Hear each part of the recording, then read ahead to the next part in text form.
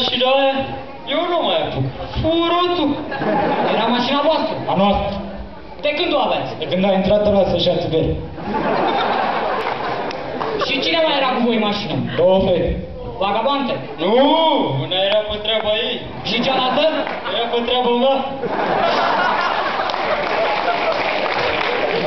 Și ele au scăpat? Au scăpat puțin pe bacheta de spate, dar nu-i problemă să curățăm.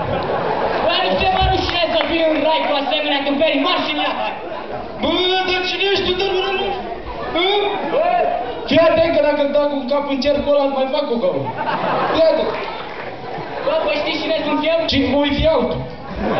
Sfântul Petru, portarul raiului. Păi dacă ești portar, fă mereu un plonjon, o robisonat de ceva. Bă, Pangliuca, tu ești, mă? Ia mă 10 mărci și lasă-mă să intru. Cum îți permiți, mă? Bă, grapule, jignește împărăția cerurilor. Domnul, euro, este bun?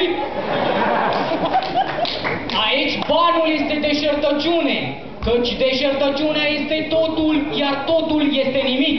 Dă-mi diazepam ceva. Bă, ce stai cu mâna buzunar în fața mea, mă? Scoate-o! E furat de la mine, bă, bă.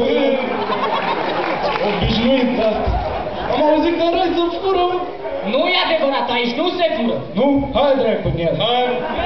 Bă, nu vă duceți așa de nebuni, mă. Aici nu se fură.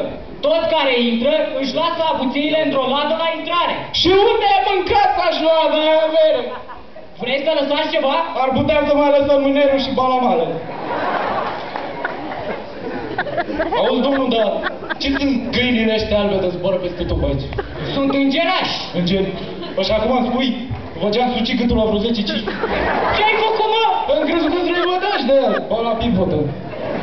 Ia să văd eu ce fapte ați făcut voi pe pământ. Bune toate.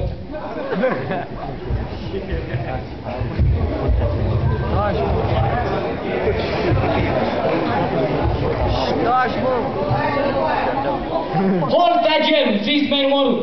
Prezent, uite, bă, ești mâncați-aș. Ai violat o babă? Auzi, grapule, o face pe măta, babă.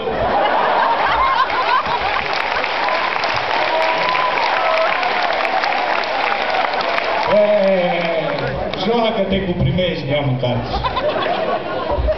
Ai lovit în cap un polițist? Păi și de unde și-a dat seama că l-au lovit în cap? După ecou, după ce? Ai furat 25 de mașini. Pardon, 15? 15. Ai scris 25. Da, da. 10 mașini mici le-am câștigat cu talonul din